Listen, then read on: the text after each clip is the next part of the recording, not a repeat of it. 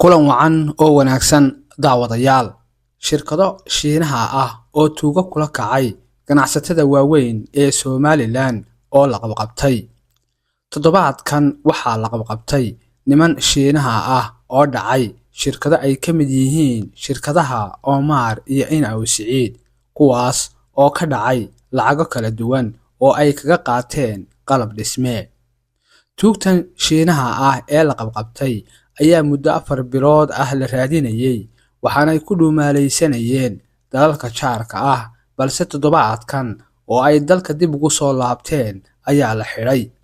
3 cisho oo keliya markii la xidhay ayay niman kale oo Shiinaha ah oo magacyo shirkado ganacsi dalka ku jooga maxkamadda ka codsadeen in loo sii daayo raggaasi, iyaga oo shubay lacagihii lagu lahaa oo lagu qiyaasay ku dhowaad 1 milyan oo dollar.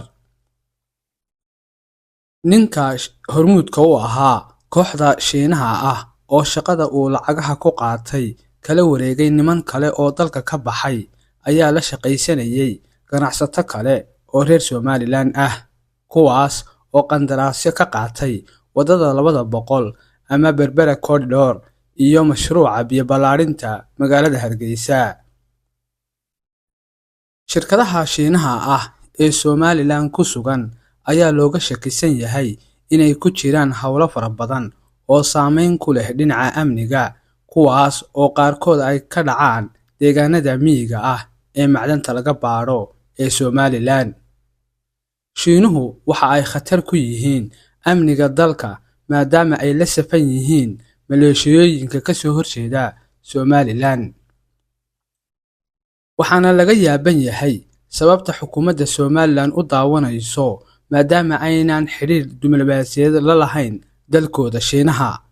Marka laga yimaado dhaqdhaqaaqyada ganacsi ee uu shicibka Somaliland la leeyahay Shiinuhu, waxaa soo baxaya dareenno muujinaya inuu saameyn weyn ku leeyahay khalkhalgelinta amniga, gaar ahaan dhacdooyinka la xiriira sheekada iminka taagan ee lagu leeyahay gaarigii ay lahayd safaaradda dalka Taiwan.